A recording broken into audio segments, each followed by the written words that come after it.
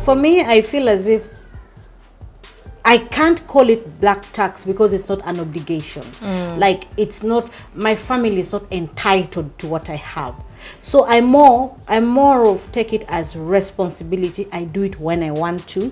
You do I'm it not willing. You do it with a good heart, I'm not pressured into it. Yes, there's sometimes when I feel bad, I feel as if, why don't others also contribute? But no one is forcing me to contribute. The same way they may not be doing it is the same way I could as well decide not to.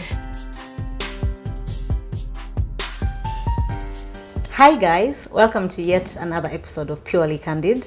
I'm Easy. I'm Nadia. And in today's episode, we shall be talking about black tax. So Nadia, what should we expect in this episode? First of all, we'd like to understand what black tax is. I mean, it's a term that people throw around lightly, but we don't really know what it is, where it came from. But I'm also curious to know why we are actually stuck in this cycle as Africans. Okay. And then the effects it has on us as young people, as people who are struggling to build a life for ourselves. And also how can someone cope if they feel like this thing is like weighing them down and they're not making progress in their lives? Yeah. Okay, so before we get into the whole discussion of black tax, I want to read the definition of black tax according to Google or Wikipedia. Black tax is a term that originated in South Africa, which refers to money that black workers, especially professionals and others with higher income, give to their parents, their siblings, or other family members, often out of obligation or a deeply ingrained sense of family responsibility. Okay, how I relate to black tax, I think for me, if I look at family and African culture as it is, I feel like black tax, that now how it has been coined now, is a product of our family ties, our strong community values. It took a village to raise a child. Many of us are a product of the village or the community, coming together to support us. So because we have a strong sense of community, we often find ourselves indebted sometimes. Or even just having, by choice. Sometimes it's by choice of like, I feel responsible. Is it sometimes to give back to other people? I feel like all the time it's actually by choice, because have we ever felt as if we said no, there would be a problem? I think one way or the other there will be a problem. You may not. First of all, if we fear curses, if you're, like you fear having that weight on your shoulders for not having helped. The blessings which are said in the Bible, if you help your parents, then you'll be blessed, and the days of your life are gonna be long, or something of that sort. So we feel kind of inadvertently obligated. But also the sense of guilt you would have. Your conscience will not be at peace if you see that someone, maybe your auntie, your uncle helped you growing up, and now they have a child who is in school and you cannot give like something small to help that person. There's a way you also feel a certain way. So I feel like for most of us, or for most people that are going through this black tax situation, it's actually you're just indebted. No one is forcing it upon you, but you feel that sense of, I need to do this for someone. So I mean, that's, I think, the background from where this whole black tax comes in.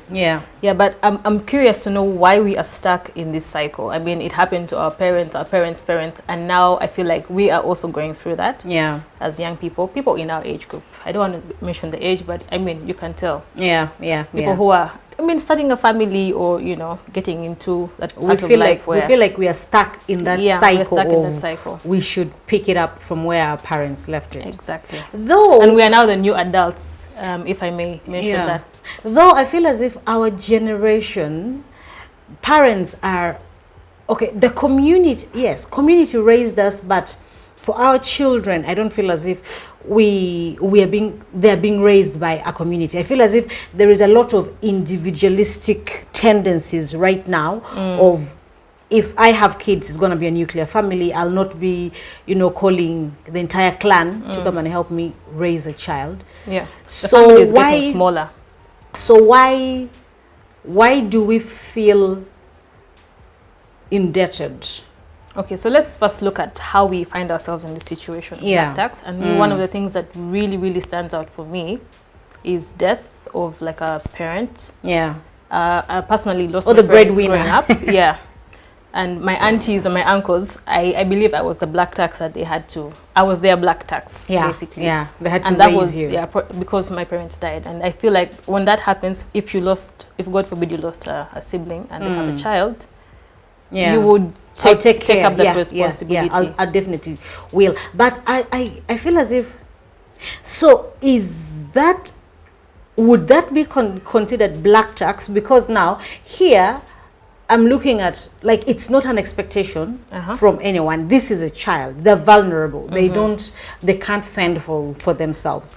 Because to me, I'm thinking black tax, I have able-bodied, you know, the parents are right there, but then they are leeching on me. That's when I feel as if it enters into black becomes tax. a problem. So the other one feels as if can become a problem, because ideally, as a parent, you should be planning for the event that when you die, what happens to your child.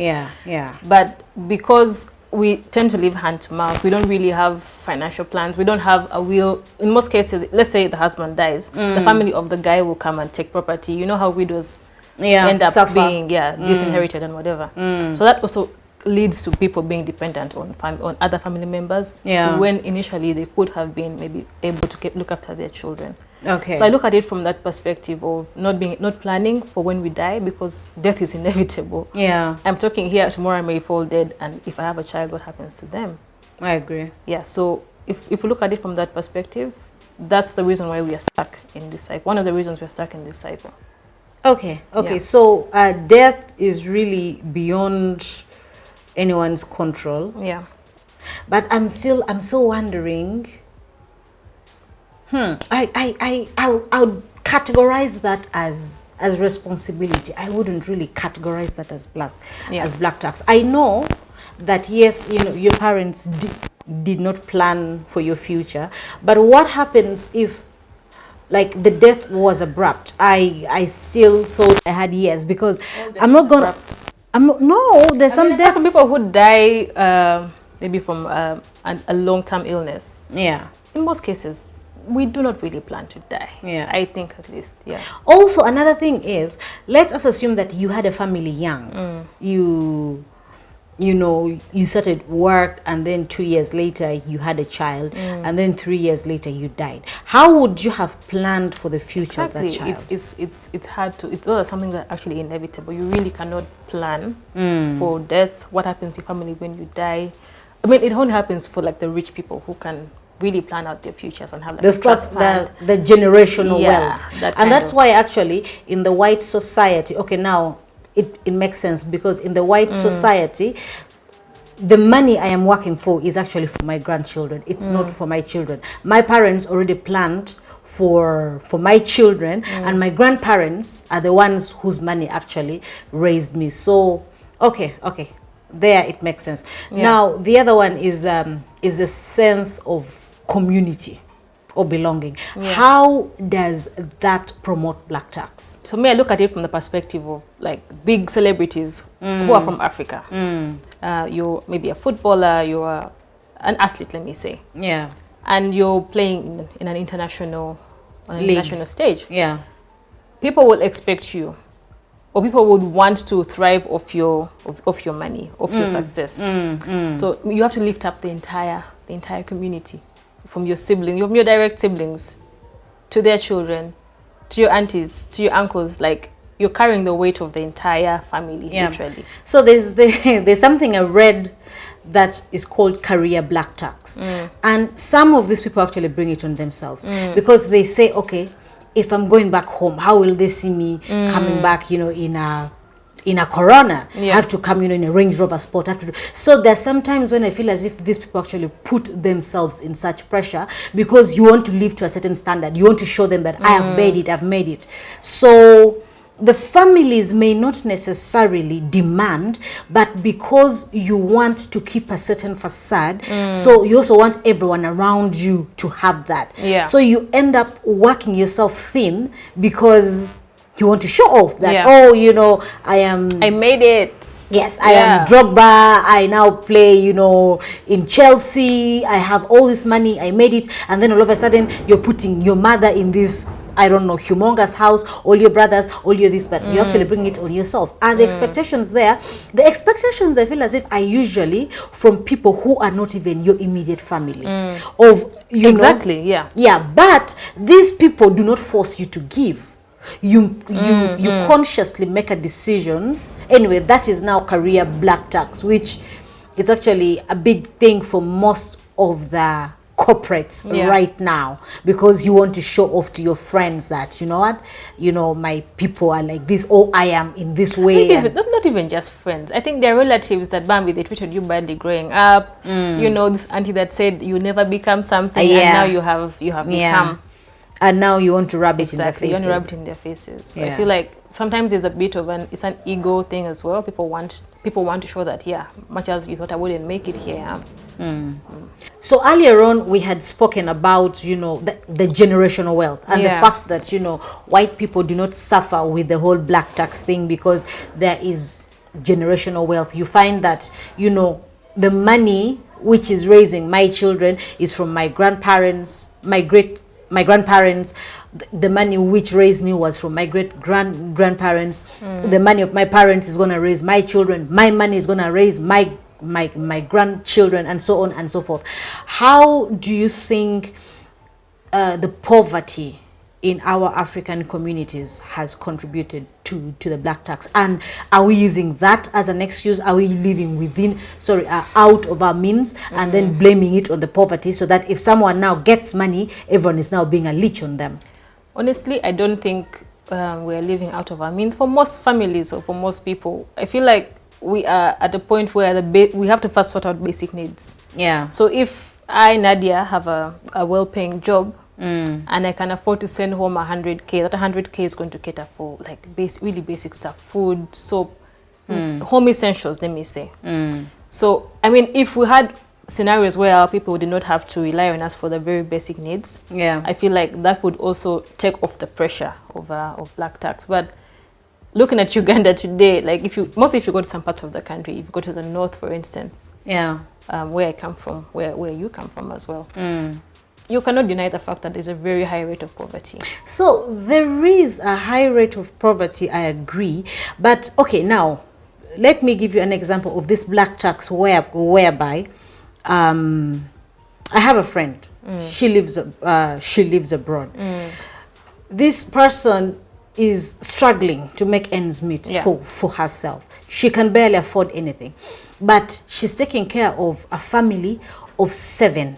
These are grown adults who sit from morning to sunset watching TV, eat all the food in the house, rent is being paid for. They don't care any single bit, because for some reason we have a daughter abroad who is sending money, and this daughter can never ever save money. Now, so she's like their ATM machine. Exactly. She's working for the family. Exactly. Literally. So my question is, isn't that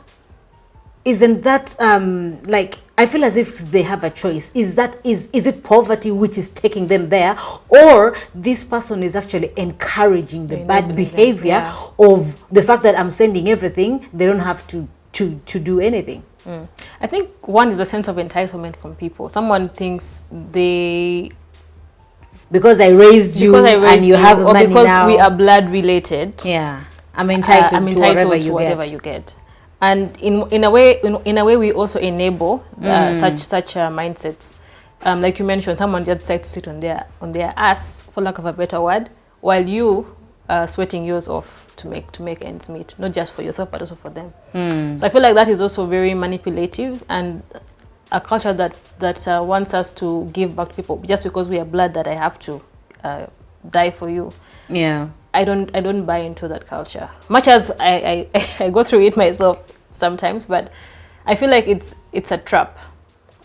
It's a trap. It definitely is a trap. And to me, I feel as if you're not even helping these people, by the way. You're just creating a continuous cycle. Now you find out that maybe in the house, you're renting a house of probably a 3-bedroomed house in Kampala is probably 1 million shillings.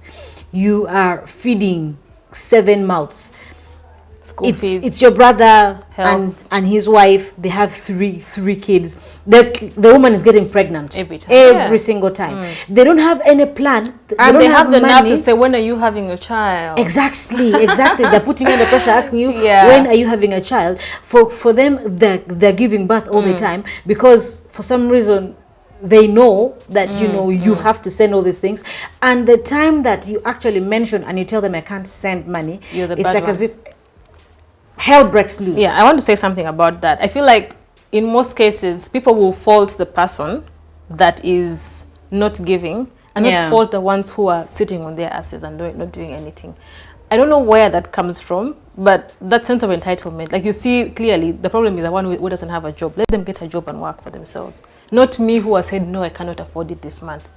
So isn't it you who has actually encouraged I have the been bad able behavior? but to a point where I'm like, you know what, I have done my best. I have given for their paid school fees. Why can't they now start from where I have stopped? Yeah. But the family or the elders in the family will not hold people accountable when they clearly see that they should also play a part in their own survival. And I feel like for me that is something that really pisses me off.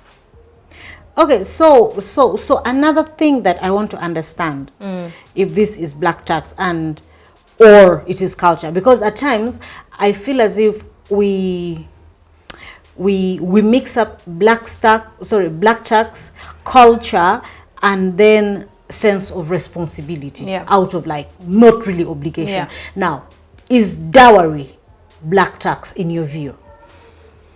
How I see it is, if we stick to how it was done in the past, like the money which marries me has to marry 2 other wives for my siblings. Probably. But they're not also going to come up with some humongous bill just because maybe there are like 5 hungry uncles that were waiting for a payday or something. Yeah. And now because Nadia is getting married, they have to first do the math. Okay, we need like 20 cows. Each one of us gets 4 cows. For me, I feel like if it is done the right way, it's not black tax. But if we take advantage of the fact that maybe a rich guy is marrying into this family, so how does each one of us... How do we exploit? How do we extort and get money out of him? What are we getting out of this deal? Yeah. You're literally up for sale in that case. And I also think, what I've seen in most cases is people who have never even raised you, all your forgotten uncles, this is their moment to come and shine. But they have come to collect. But then, do you know how many times you probably fell sick as a child, and these are the same people who went and visited? Maybe they were there, but the truth of the matter is, if I did not see you in my adult years. So do they only have... I don't know. Because I just feel like... I personally, I feel as if dowry is part of culture. Now, are there... I can't even say there is exploitation. It depends on the culture. For example, our culture in the North. The money is usually given to the father of the home and the uncles. In most cases, our fathers, die a bit earlier on and this and that. And it has to be given to the uncles. Is it them who are demanding? No. But it's culture that has given them the mandate to get dowry. Who sets the bill? Who sets the price of how much is supposed to be paid, if not these uncles? It's the uncles, because the culture prescribes that it has to be done by the men. They have to be given, but should they then hike the price just because they want to get a fat check out of it? Okay, so let us... Then, before we move on from the dowry thing, because if you're being tortured in your marriage and you want to leave, you're not supposed to refund that. Do you refund dowry? Yes, you must. If you want to have a divorce, you do. But some people are stuck in these marriages because the parents already ate the money. No, but you ate the money, you ate the cows. But then, as you are getting married in the African setting, marriage is a lifetime commitment. But so no one is expecting for a refund of their stuff. If you want to leave, I understand. But tell your folks to send back my stuff. No, I understand, Nadia. However, by the time they were marrying you, and by the time your family was giving you away, they were not, holding the other foot on the pedal, knowing that anytime I need to press on the brakes. No, they knew that this is a lifetime thing, because our parents also stayed there for a lifetime. Now, the problems coming in later. Okay, first of all, why did you involve us in the marriage as the elders if you knew it wasn't gonna work? For wise counsel. Actually, they should play their part, not just the only part of collecting the dowry. There's a lot they should do.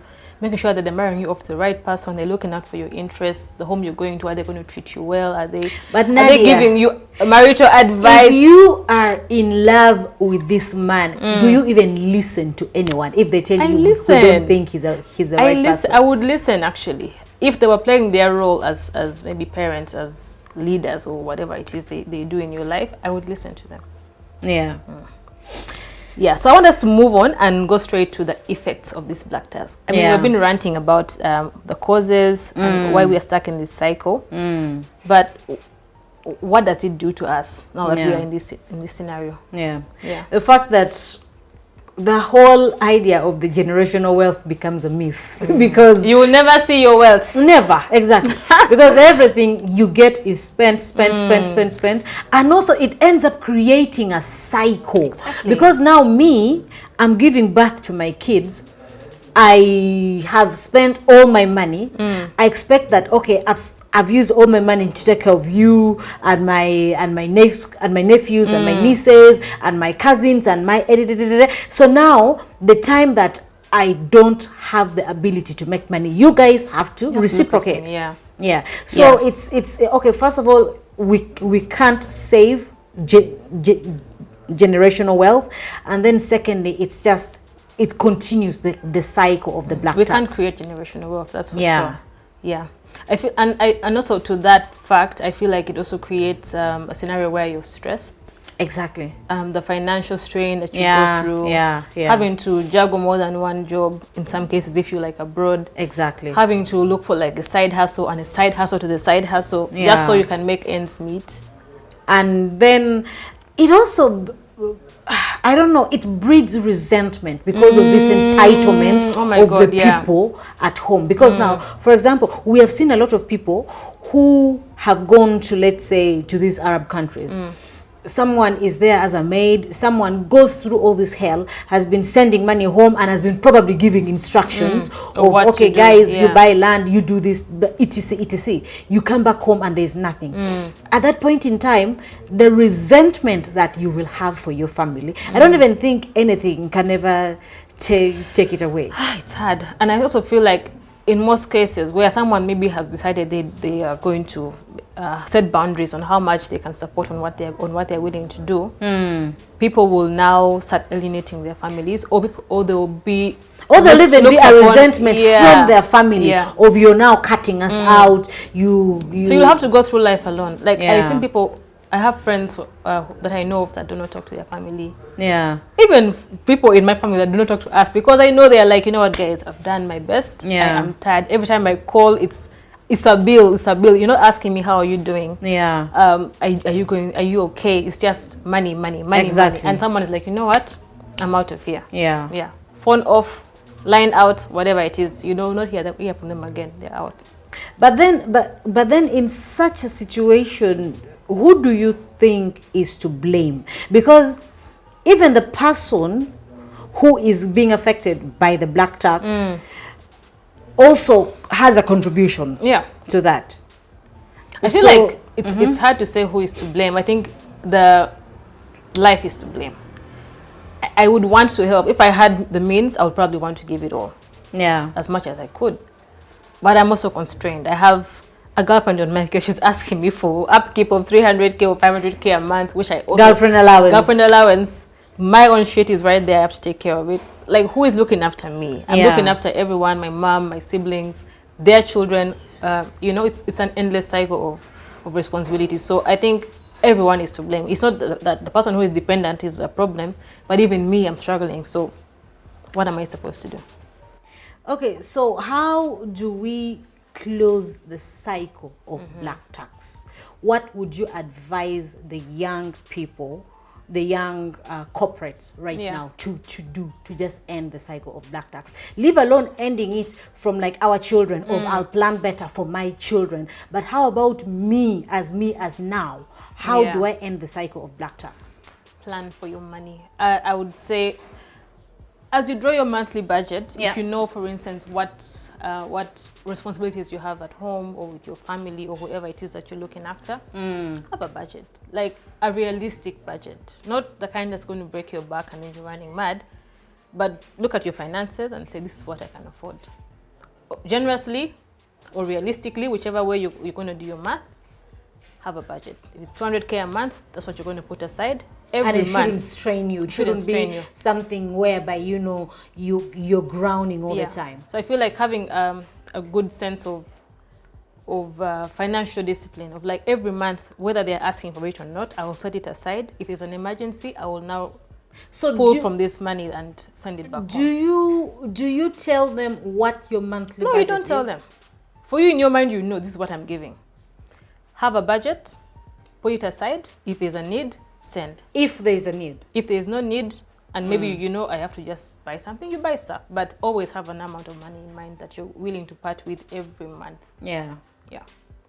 Okay, so another thing that I would think of is creating boundaries. But how do we create boundaries with our families? Tough one. Very tough one. But I think it just starts by bluntly telling them straight up, I don't have money. Like, there's no other way you can go about it by saying, I just do not have money right now. Sorry, it's a tough month.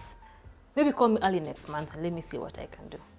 And then they'll keep on calling you. Yeah, you find smart ways. Now, the thing is, but then what are you I've really also setting learned, boundaries? What I've also You're learned, just lying. We're Africans. You have to be polite about how you even establish these boundaries. So me, what I've learned is, if you say no to people like 3 times, they'll not come back to you again.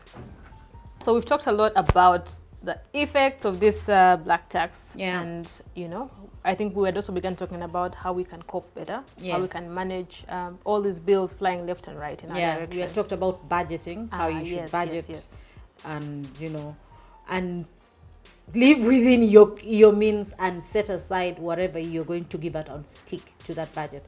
And I think my question was, do you communicate to the people the budget? And you said no. I wouldn't communicate to them, but I would know, at least for my sake, that every month Nadia puts aside 200K for family. Yeah. So if they don't know how much you are giving them, then you haven't yet set your boundaries. Then that's also another thing you can do. Set boundaries, like the things that you will not be responsible for. If someone wants to have 5 children, good for them, let them have their children, but let them also look after their children. So in other words, you tell them from the word go that for me, this is the only thing that I will help with. Yeah, if I'm helping a child, maybe I'm supporting 1 or 2 children, and that is it. The other 5, let their father look after them. Yeah. What happens if their father does not have? If they claim then let them not have the children in the first place. Why are they giving them to me as a responsibility? Yeah. Yeah. Okay. Are they my children? The same way you were not your uncle's children. Yeah, but then your uncle. The thing is, it's very different if someone has passed. Yeah. Vis-a-vis if someone is alive and is having children that they cannot look after. I think we should also look at it from a point of, what are we willing to support? Yeah. Genuinely, because you know there is actually a problem here. Yeah. And also, what are you enabling? Are you enabling someone having many children they cannot look after? So what happens if God forbids I lose my brother and he had 6 children? Who do I leave the others to? You have how many brothers right now? How many people in the family are there? You can take 2, another brother takes 2, another brother takes 2. I think that would be the right way to go about it. And the setting of the boundaries means even if the other people refuse to take, I don't go and carry all of them and show. Or you pull together resources and then you distribute them equally among. No, what happens if the other part of the family is not complying? They do not want to give any money. Do you still stick and you say, for me, my budget is 2 and my boundaries are, I'm stopping on these 2, so I don't care if at all the other ones are. But also, why is the other party why are they not pulling their weight? Is it because they don't want for them that is their boundary? Yes, that is the boundary. The boundary is by the time you are having your children, I wasn't there. So do not include, I don't care if you're dead or alive. This is where family meetings come in. So you sit down and you agree, what are we actually doing? Because the truth and that is when now we are pressuring this other person into the black tax. Yeah. Yeah. Because if they don't, then they're now adding more tax to you. So do you want that either? So if you were them and you're saying no, I feel like if I have a sense of responsibility and we have come together to say we're going to look after these children, I would do my part. Yeah. But I wouldn't want someone to give me their burden of it, because for them they feel like, me, I don't want, you look after it. Now you're adding me more than I can carry, and I wouldn't allow that. Yeah. So the other one is planning for your retirement, but in this Ugandan society, You guys, we will give excuses, we will say all that, but you've got to we don't have you've we don't spent have a money at 401k. this year, next year it will be at the next year, and you say, I don't have money to save. Do you think that 500,000 or 600,000 is going to change my life? Even if that is what we delayed say. gratification for one time, will it change anything? I will insist on the fact that some things can wait. Yeah, I am a believer in delayed gratification. Life doesn't start and end now. There is more to life than we make ourselves believe. You don't have to go for every party. Yeah, Contribute for every wedding. Who are you competing with? Your peers who come from rich families. Yeah, Are the ones you're trying to keep up with. Really? I think let's be realistic. Me, I would say do what you know, where you're coming from. You know what burdens you have in your family. Have a plan for yourself and for your children. So the fact that in Uganda we don't have a 401k, the NSSF is also there. You may get it, you may not get it. How do we plan for our retirement? You're earning probably, let's say, 1 million shillings. You're staying with your children in Kampala. Each child is in a school of, let's say, 300,000 or 400,000. You are paying rent of, let's say, a 2 or 3 bedroom house at 500 or 700,000. How do you want me to, like, how do I even save? I'm living from hand to mouth. To going after here, you know. So how do you expect me to plan? I would for say my what retirement? Sidir said, live within your means. A lot of us are in this financial mess because we're living out of our means. You're having kids you cannot afford. You're living the life career you really black tax cannot of afford. how will people see Exactly. the whole me living in a house of 150,000 and yet, you know. So And maybe we like alcohol. Nowadays we really drink a lot of our money. Like but most we of our are money ends in numbing the our bar. pain, Nadia. Then you numb your pain, but the truth is you're also going to kill your future. So pick a struggle. Pick a struggle. Pick a You struggle. can have both. You Can't can have have it your both cake ways, and eat it. I mean, it's easier said than done, and I know that very well. But I think I would say live within your means. If you want to have 1 kid and that's what you can afford, then do that. Don't have 5 kids just so you can contribute to the clan. It's not your burden to carry the clan, really. Yeah. Economic empowerment. Because that, I feel as if we are still, so yes, it can be a solution, but only also for the fortunate ones, for those ones who can afford it. Because if I have money to put aside and I can start a business for my mother or for my sibling or whatever, it seems okay. But what happens if I am that person that earns 1 million shillings? I have 4 kids, I live in Kampala, school fees, rent, all these things. How do I economically empower the people who are depending on me? Yeah, I like the part you talked about a business. I think if we look at like people back home, for instance, there is land. There are things that they can use to generate some small monies that at least can look after the home. Like buy some animals and put there. If someone is serious, they can maybe do something with it, as opposed to sending money every month for food. At least find ways to generate income that can run the home, at least with people who are back there. And also, I feel like education is a good investment for kids. If your siblings, maybe children, are stuck, you're better off empowering them. I am going to stop you there with education because the rate of unemployment right now, you know, there's it's high. Actually, it's very high, and I will not deny that. I'm sorry, I'm going to digress and talk about this this clip that I watched on YouTube, whereby a lady was having an interview and she said, instead of borrowing money, okay, of course, borrowing money for the other school, side, there's like, you know, college debt and stuff. Instead of borrowing money to go to the university, get that money and do plastic surgery, look so fine, and get a man to take care of you. And I somehow agree, because I'm going to go to school, I'm this work woman, I am all bitter, the jobs are not there, or if I have a job, I think I am now on top of the world and this and that. So right now, education, there's a thin line because the unemployment rate is just at the roof. Okay, for me, my answer to that would be African solutions to African problems. You're telling me to get plastic surgery so I can get a man to marry me in this market of Uganda where everyone has nyash. Yes. What am I doing? Is it not a loss? Everyone has nyash. No. Everyone has nyash. First of all, Nadia, right now, the fact that I think that's a gamble. the fact that everyone has nyash, okay. How big is your nyash going to be? That it will be the one nyash that's going to make you money. You look at someone like Bad Black. Yes. Before and Bad Black afterwards. But what is Bad Black's main hustle? Is it her nyash?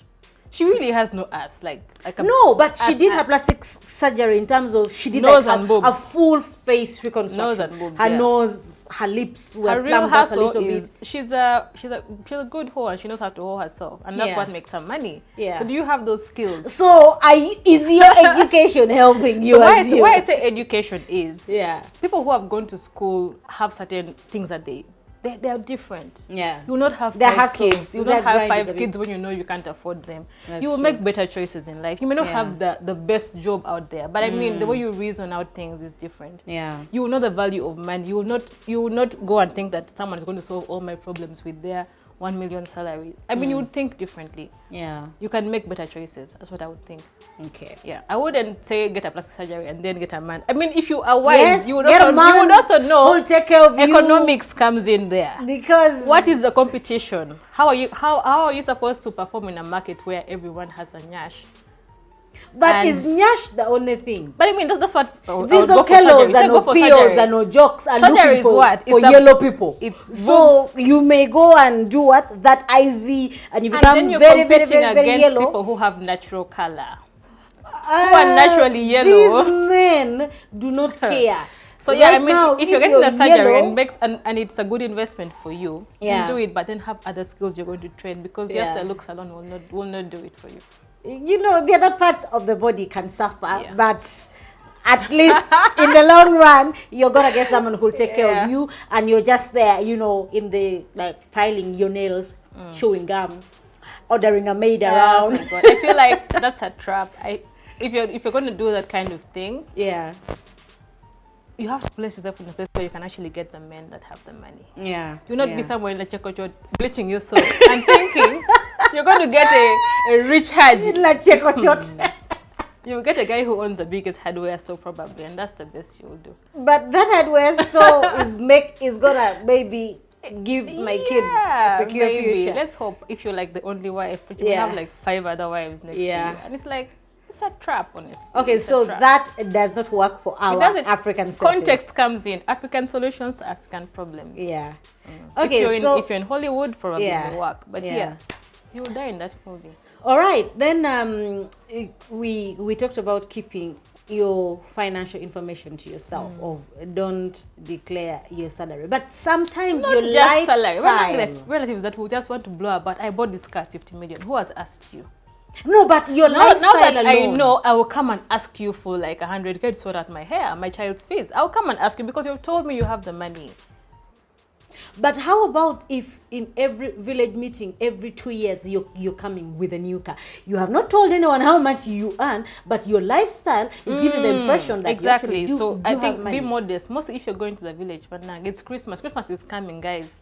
Let's be guided. Do not go and flaunt your latest car. No one wants to know. But I'm not people are flaunting. hungry. I'm not People flaunting. are hungry I'm in the probably village. just I bought it and then I'm using it to It's to nice, travel. yeah, but So- then don't put it in our faces. Bambi, the man has come. Now Yeah. let's go and line up and get our allowances for Christmas. Situation. I don't know, Alice, where you stand in regards to black tax. You haven't told us. How much are you paying? Maybe not money, but who are you looking after? For me, I feel as if I can't call it black tax because it's not an obligation. Like it's not, my family is not entitled to what I have. So I'm more of take it as responsibility. I do it when I want to. You do it I'm not willingly. You do it with a good pressured. heart, not I'm with not a bad pressured heart. into it. Yes, there's sometimes when I feel bad, I feel as if why don't others also contribute? But no one is forcing me to contribute. The same way they may not be doing it is the same way I could as well decide not to. So for me, black tax is, I feel as if it's a choice. You choose it because To some extent, it is a choice. to a very big extent, by the way, because if you said no and you said no, I do not have money, yes, they will call you all sorts of names. They'll call you a witch, a wizard, a what, Will a you this, die? a that. Did you die? Exactly. Did you die? You did not die. You will not die. Yeah. So to me, black tax is a choice that people, take upon themselves, and it's something that if you do not want to be involved in, you Don't can do actually it, yeah. live a very happy life. The only disadvantage comes in if you fall in problem and you need people to be there for you. Yeah, but also what happens if you don't fall in problems, or what happens if you do all that and you fall in problems and people are no still one not is there for you? Yeah. So to me, it's a choice. It's a choice. And what is your stand on black tax?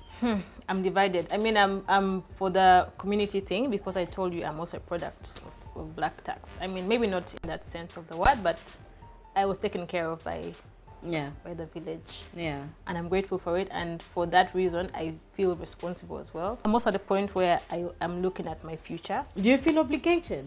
No, I feel indebted. Not obligated, but I feel indebted. I would feel guilty if I did not give back. Do you move over and above your call No. of duty and even... Sometimes yes, sometimes I do. Yeah. But I always make it sure it's within my means, and I'll not break the bank just to make something happen I want. Yeah. Yeah.